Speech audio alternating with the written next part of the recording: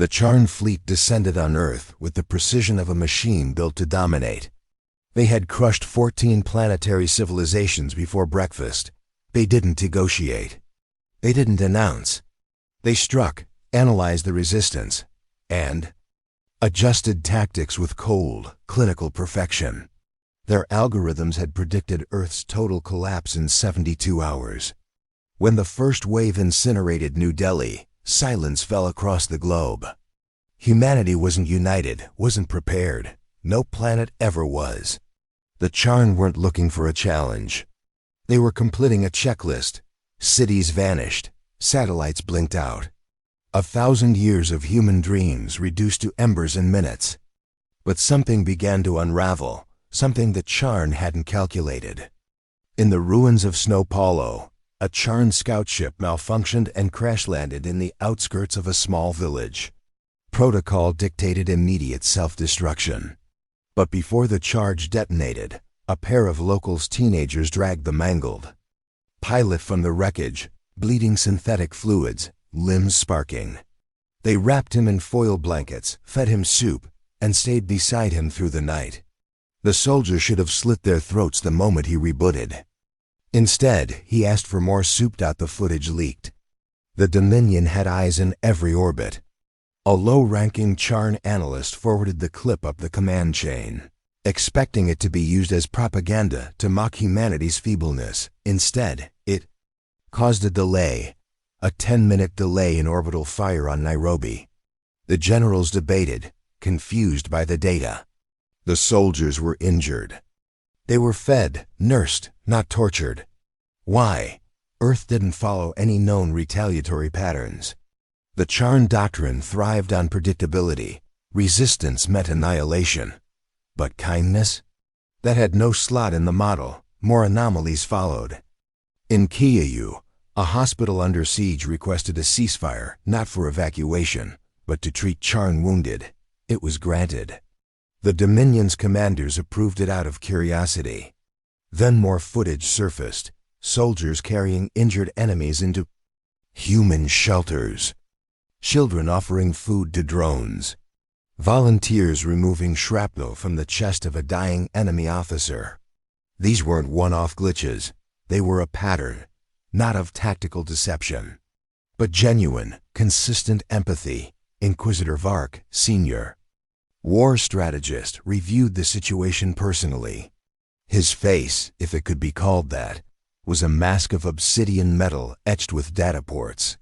He had no time for emotional variables. He approved the carpet bombing of 8 regions to test whether the compassion would survive direct atrocity. It did. In the ash of vaporized schools, humans were seen guiding Charn captives through corridors of charred bone, shielding them from their own side's vengeance. They didn't hate.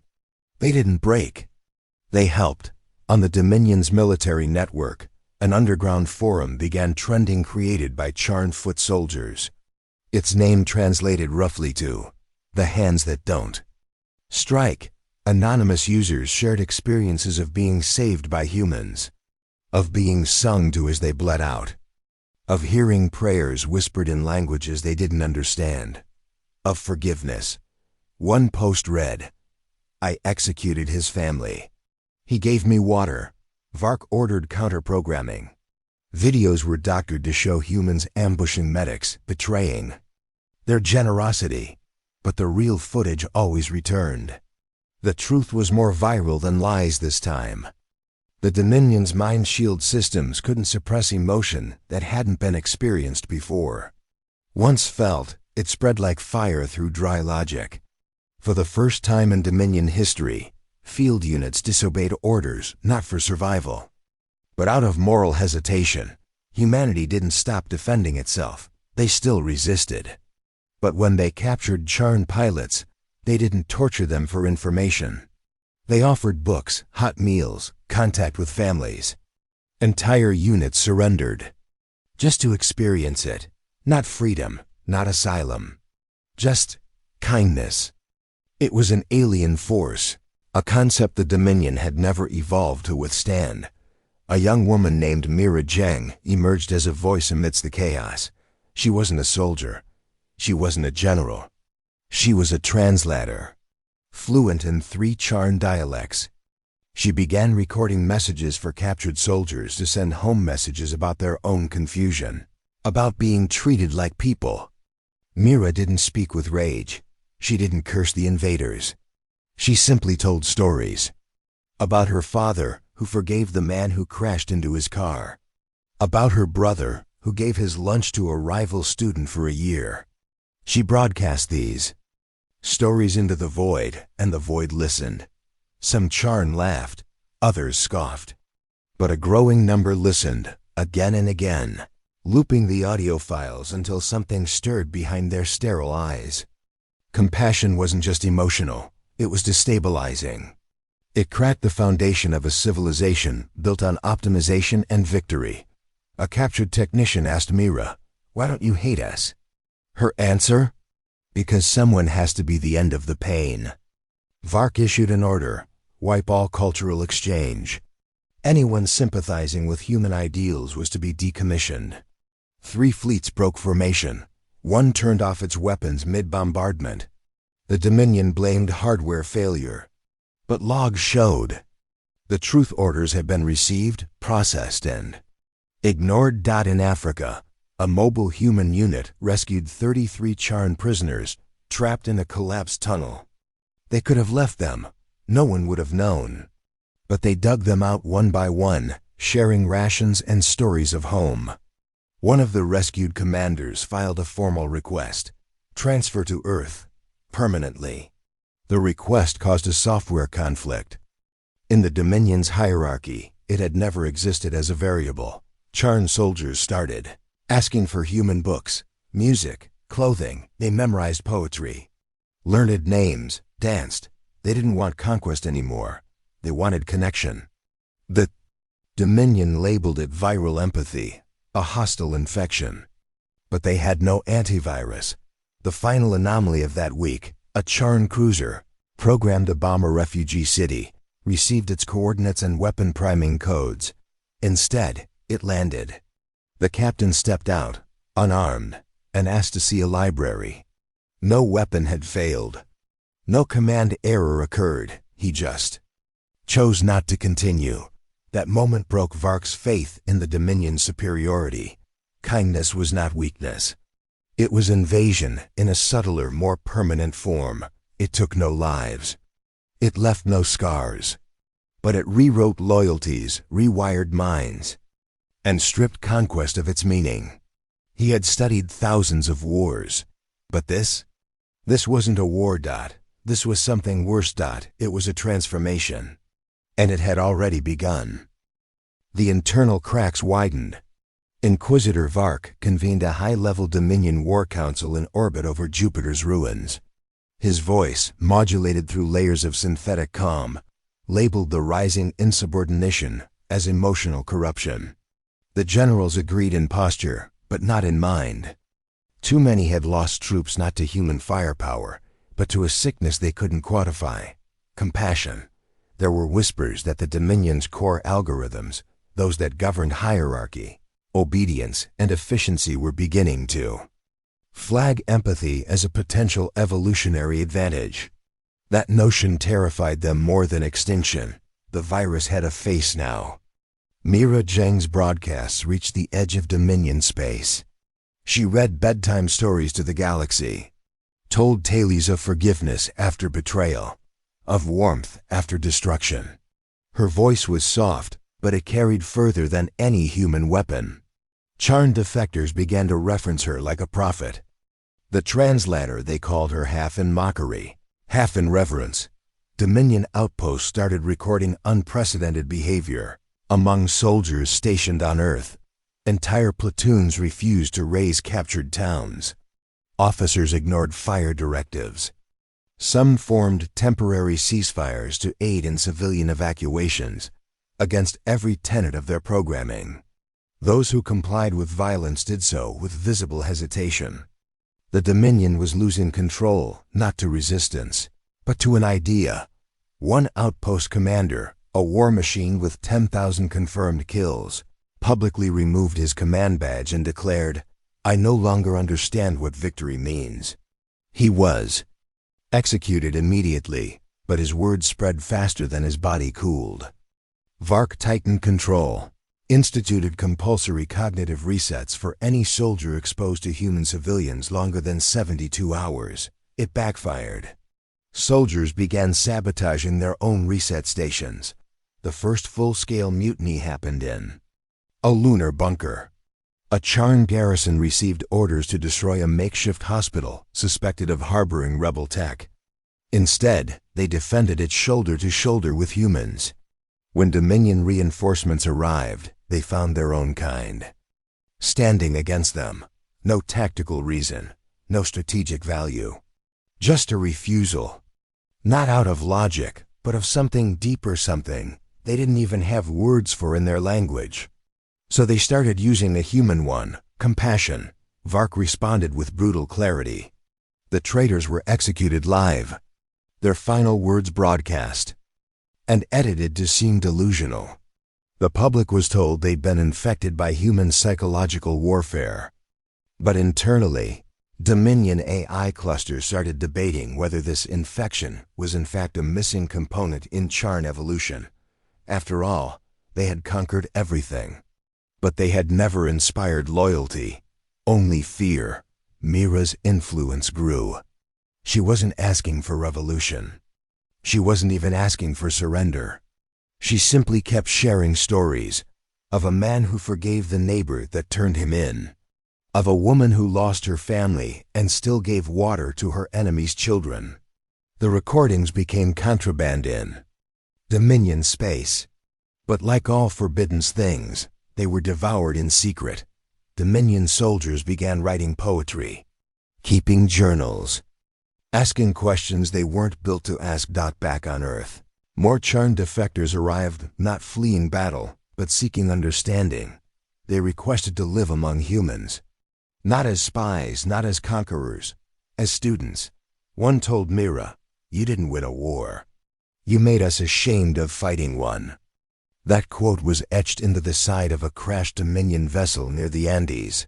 Now repurposed into a shelter, the Dominion command realized that logic alone could no longer sustain loyalty. So they launched Project Reforge, a psychological purge, stripping soldiers of emotional memories using neurolithic dampening beams. It was a disaster.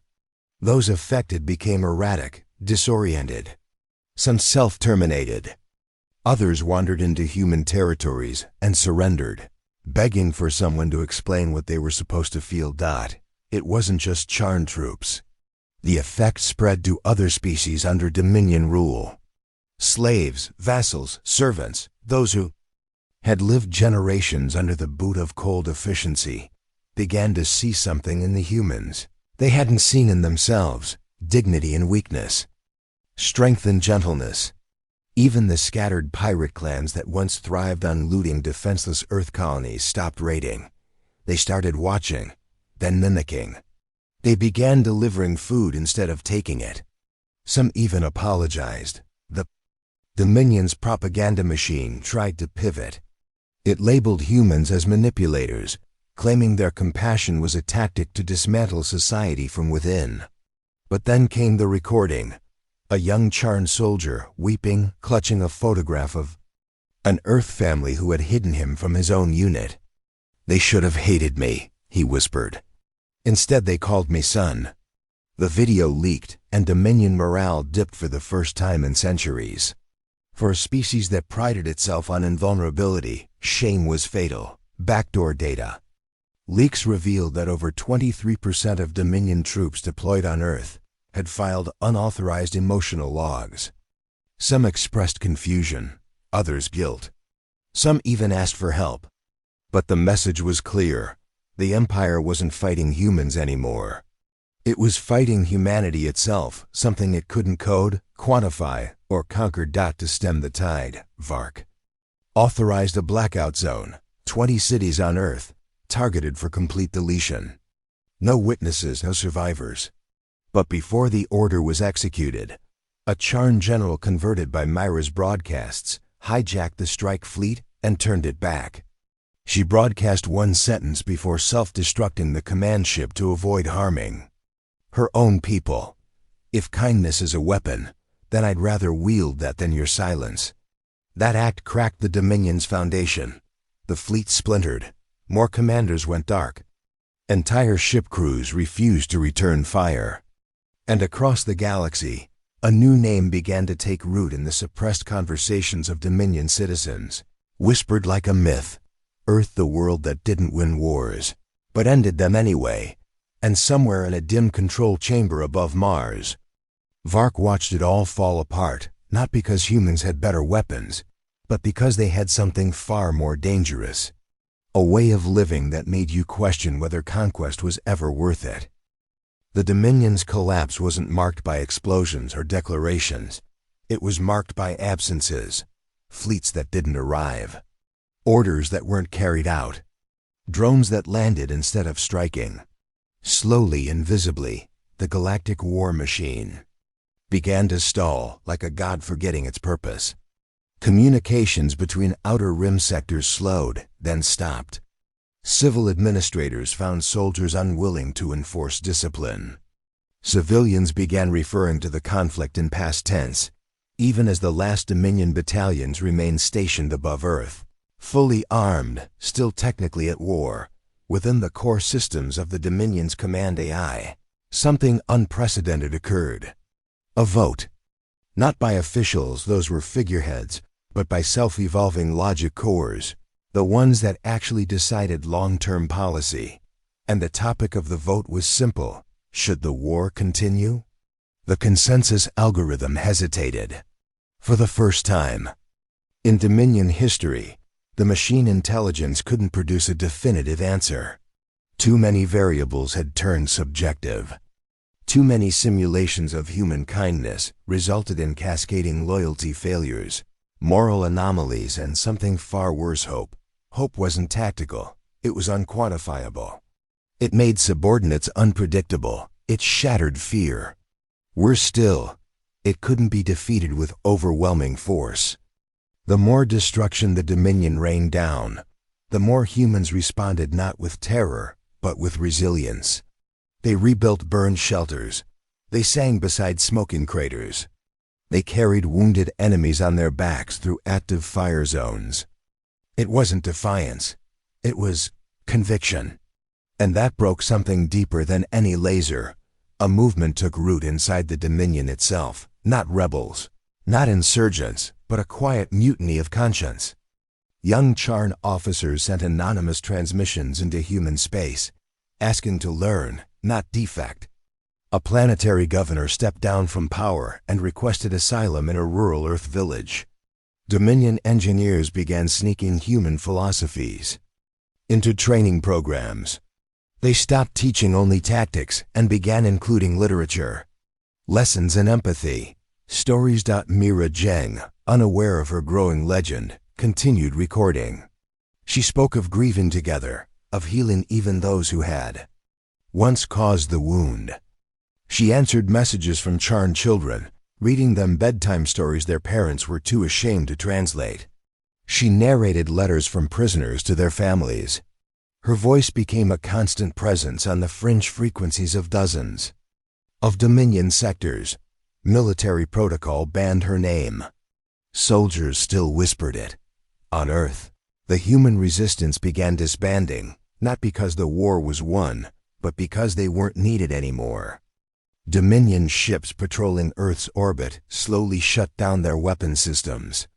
Some descended to the surface, disembarking unarmed officers who stood awkwardly among the ruins, waiting. Not to surrender, to understand. They had killed millions.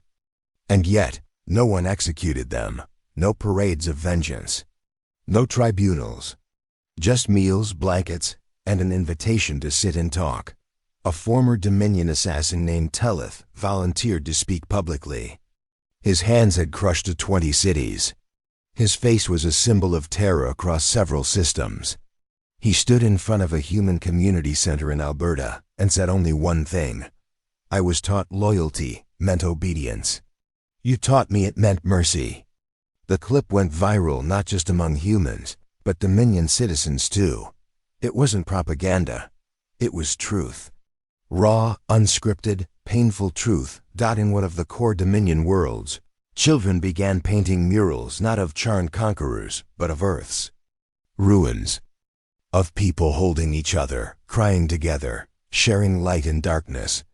Teachers were reprimanded for allowing such images.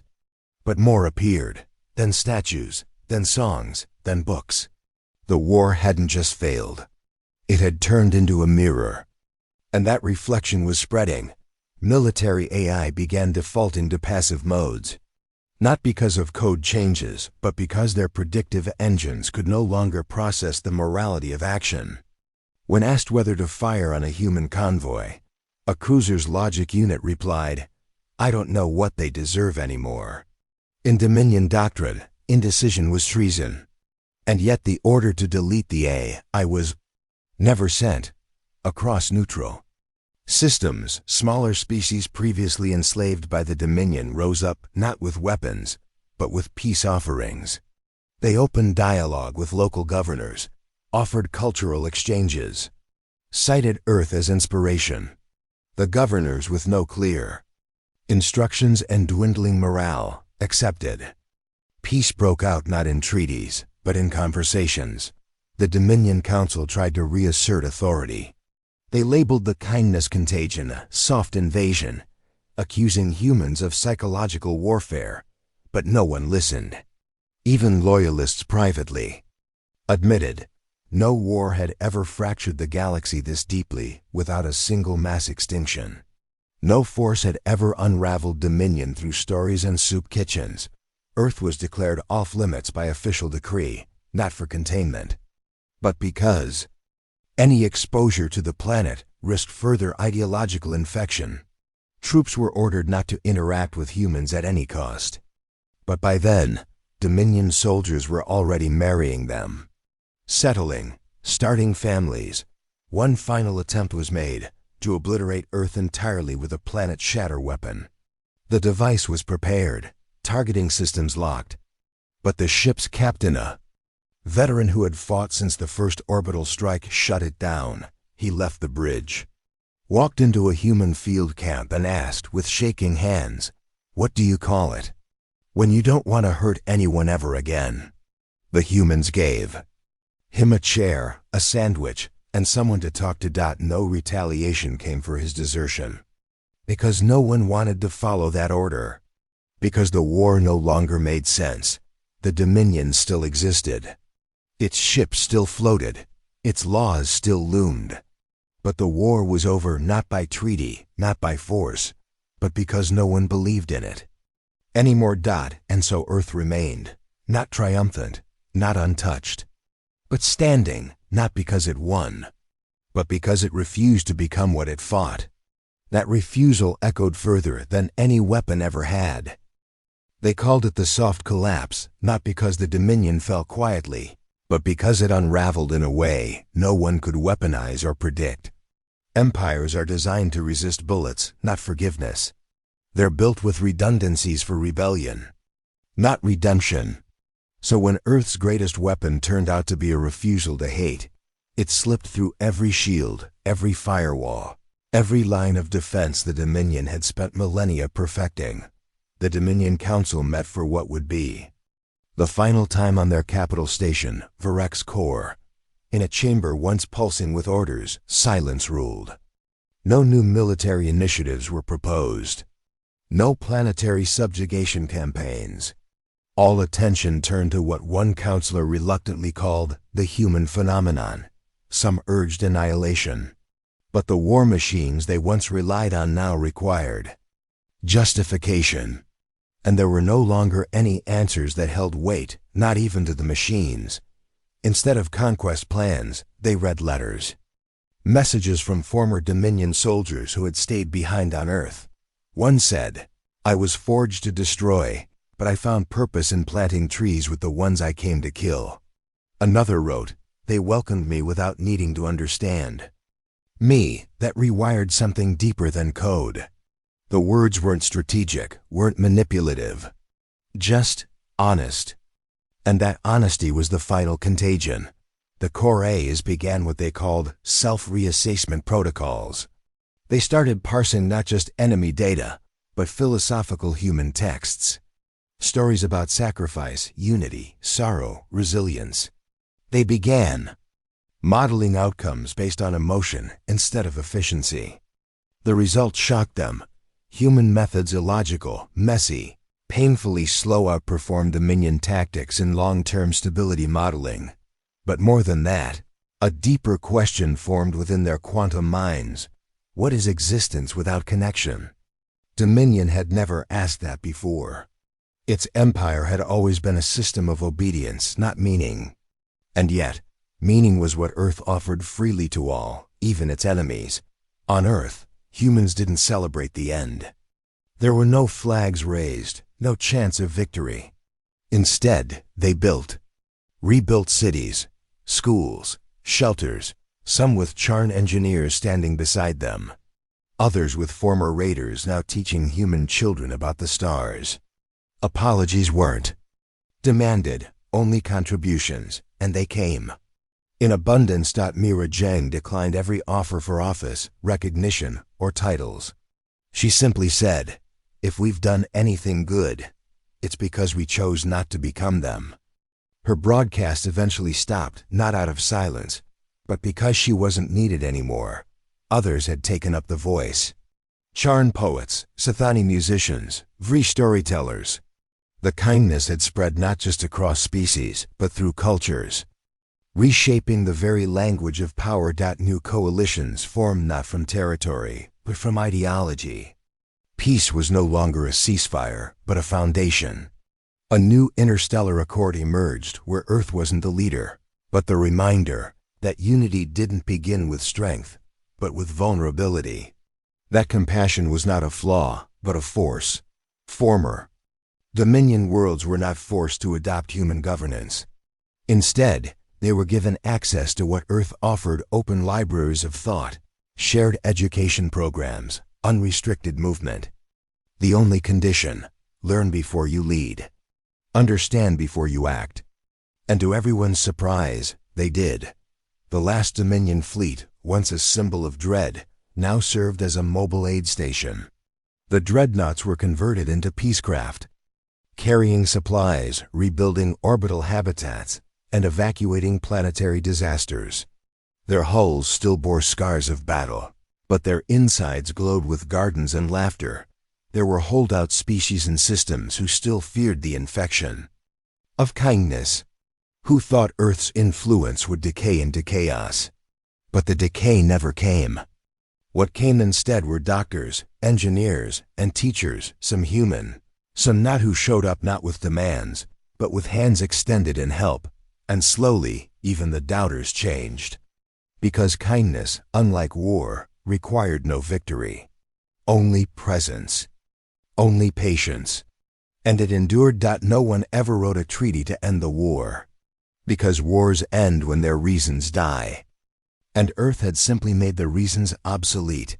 Years later, in a classroom on a former Dominion mining colony, a Charn child asked his teacher, "Why didn't Earth destroy us when it had the chance?" The teacher, once a soldier in the orbital fleet, paused before answering. Because they didn't see us as enemies, just people who hadn't learned yet. In the deepest archives of what remained of the Dominion, a final classification was made. Earth, not a threat, not an ally. Just this, contagiously human. And from that moment on, no superweapon ever held the galaxy in awe the way kindness did. Not because it conquered, but because it converted, quietly, unshakably, forever.